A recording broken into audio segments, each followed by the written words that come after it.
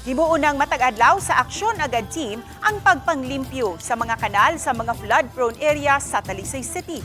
Ang detalye sa report ni Femery Dumabo. Mula pa sa tuhod ang baha nga nasinati sa pipila ka mga lugar sa Barangay Bulacau, sa Lagtang ug Barangay Tabunok sa Dakbayan sa Talisay. Atol sa pagbunok sa kusog nga ulan nga milanat og pipila ka oras, sama na lang sa nasinati nitong Hulyo 16 ug Agosto 18 ning tuiga. Gawa sa pag-follow up sa proyekto sa DPWH pagsulbad sa problema sa baha. Usa sa nakita si LGU nga gikinahanglan pag-ayo ang pagpanglimpyo sa mga drainage o mga kanal. Naguna kini nga mando ni Talisay City Mayor Samsam Gulyas sa giumol niya nga task force baha nga gilangkuban sa tanang mga department head sa City Hall. Ug usa sa nangulo niini si Konsehal Danny Caballero, ang chairman sa Committee on Disaster Resilience sa City Council. Ug usa sa mando niini nga kada adlaw ang himong pagpanglimpyo sa mga kanal diha sa flood-prone areas.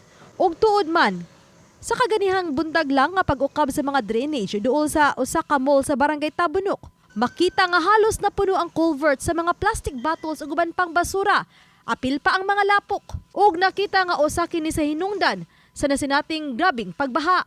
For the meantime nga nga wala pa gid nato ma-implement ang sakto nga drainage system sa diya sa Bulacau nga area na maningkamot nga ato yung malibyohan gid ang kanibitang atong drainage system na to kay daghan kay naka-clog up yun yung mga basura.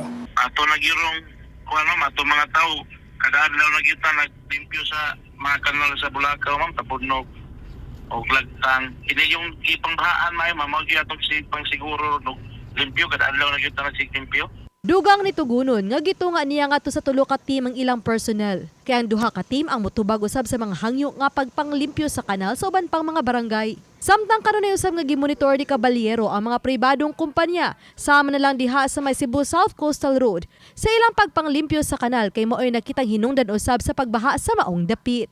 Uban ni Godfrey Relien, Femery Dumabok. Balitang Bisdak.